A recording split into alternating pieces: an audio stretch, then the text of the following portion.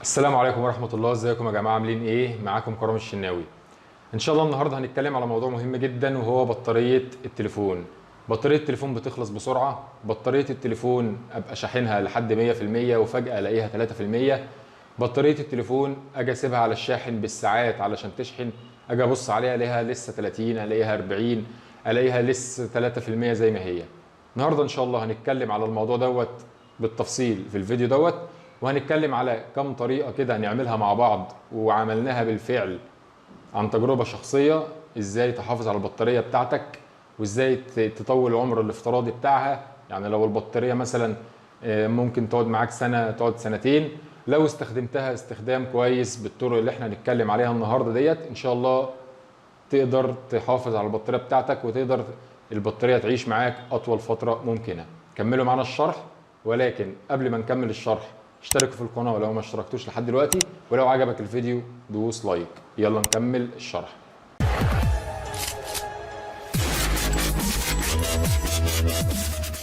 أهلا بيكم يا جماعة. طبعا مبدئيا كده كل حاجة ليها عمر افتراضي، تمام؟ العمر الافتراضي دوت بيطول وبيقصر على حسب الاستخدام. يعني انا دلوقتي لو بستخدم الحاجة استخدام كويس يبقى انا كده هضمن العمر الافتراضي بتاعها.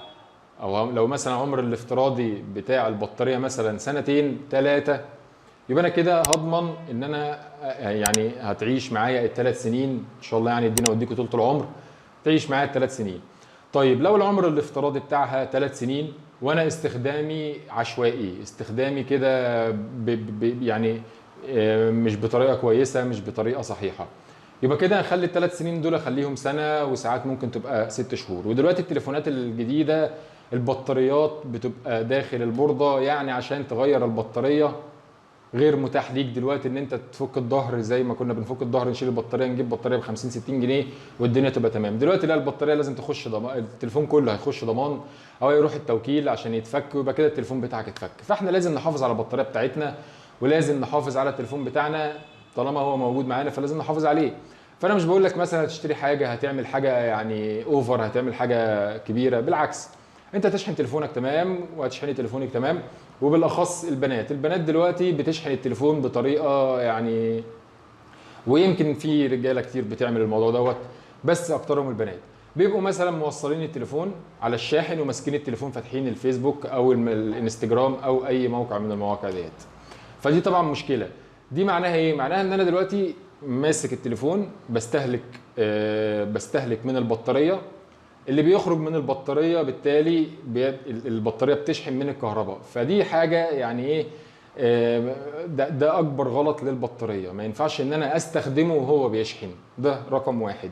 ما ينفعش استخدام التليفون وهو على الشاحن، وبالاخص مواقع السوشيال ميديا ومواقع اللي هي بتبقى عليها سحب جامد، ان كان في الاضاءه ان كان في جرافيك التليفون.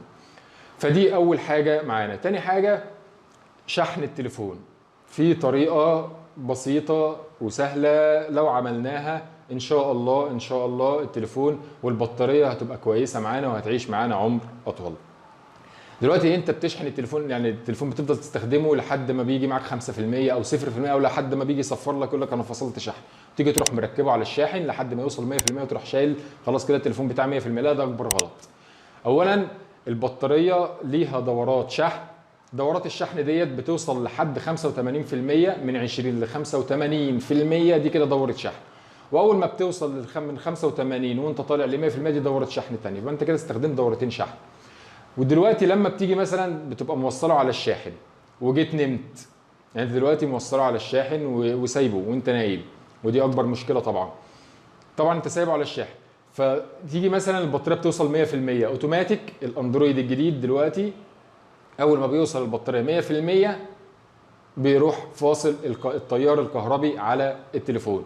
طيب جالك اشعار، جالك رساله، جالك اي حاجه استخدام حتى لو 1% بقى 99%، تبدا الدوره تشتغل تاني ويسحب ويشتغل الشحن تاني. ده كده اكبر غلط، ده كده مجهود عالي على البطاريه. فانصح ان من اول ما البطاريه توصل معاك ل 20%، 20% تبدا تشحنها لحد كام؟ 85%، وشيل الشاحن. 85% دي حاجه كويسه، يعني التليفون كده يقعد معاك فتره كويسه، مش شرط ان هو يوصل 100%. يعني انت لو لاحظت ان ال100 لحد 100% وجيت استخدمت التليفون هتلاقيه بينزل لحد 80% بسرعه، ومن 80% وانت نازل بيبقى اقل، يبقى من 85 او من 80 لحد 100% ديت بيبقى استخدامها اسرع، يعني بتخلص بسرعه. فانت اوفر لك وانت اوفر لك واحسن لك ان انت تشحن لحد 85% وتفصل الشاحن وتتعامل، واول ما يوصل ل 20% تبدا تشحن. يبقى ما نسيبش تليفوننا يا جماعه لحد 0% او لحد 5%، لا خليه لحد 20% ويبدا يشحنه لحد 85%. تمام.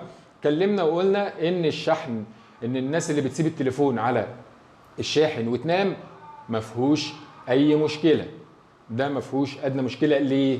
علشان خاطر الاندرويد الجديد دلوقتي اول ما بيوصل 100% في الشحن، ايا كان بقى سبت ونمت، ايا كان وانت قاعد، اول ما بيوصل 100% انت اوتوماتيك كده تلاقي علامه الشحن اتشالت كده، بيقول لك تم الشحن بالكامل، فبيبدا خلاص كده يعني بيفصل تيار كهرباء.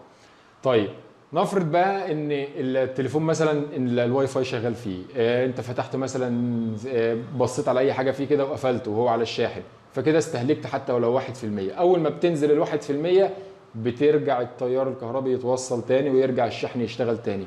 يبقى انت كده شغلت دوره كهربيه اللي هي من 20 ل 85 ل 1%، وتبدا.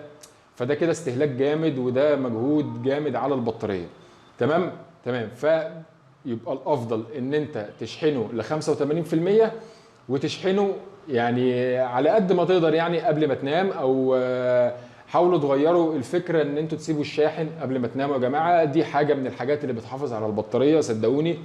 البطاريات دلوقتي عشان تتصلح لازم التليفون كله يتفك، وبالتالي طبعا انت هتخاف على تليفونك ان هو يتفك بره الضمان، فهتروح توديه الضمان وهتصرف فيه مبلغ وقدره. فتوفيرا للتوفير مادي وتوفير يعني مجهود وكل الكلام دوت بحاجات بسيطه جدا لو عملناها سوا ولو نفذتوها، كل دوت ان شاء الله الدنيا تبقى ماشيه معاكم تمام والبطاريه هتمشي معاكم تمام. حاول على قد ما تقدر، يعني لو انت بتشحن التليفون وجيت مثلا نمت، فكره مثلا لو انت هتشحن التليفون وانت نايم وهتسيبه وانت نايم، اعمل التليفون وضع طيران. وضع طيران دوت او اقفله. الافضل والاسرع في الشحن ان التليفون يتشحن وهو مقفول كده. اول ما هي البطاريه هتتشحن تماما 100%، حتى لو سبته يوم كامل بعد ال 100% مش هيحصل اي حاجه، التليفون مش شغال ومفيش استهلاك للبطاريه. يبقى عشان تفصل التليفون وتشحنه قبل ما تنام ده الافضل، ما تسيبوش شغال وتشحنه وضع طيران او تقفله. تمام. تمام. وان شاء الله كده البطاريه تكمل معاكم. ولو عجبكم الفيديو يا جماعه يا ريت تدوسوا لايك بيدعم القناه، واشتركوا في القناه لو ما اشتركتوش لحد دلوقتي. اتمنى يكون الفيديو عجبكم. اشكركم على حسن المتابعه. السلام عليكم ورحمه الله وبركاته.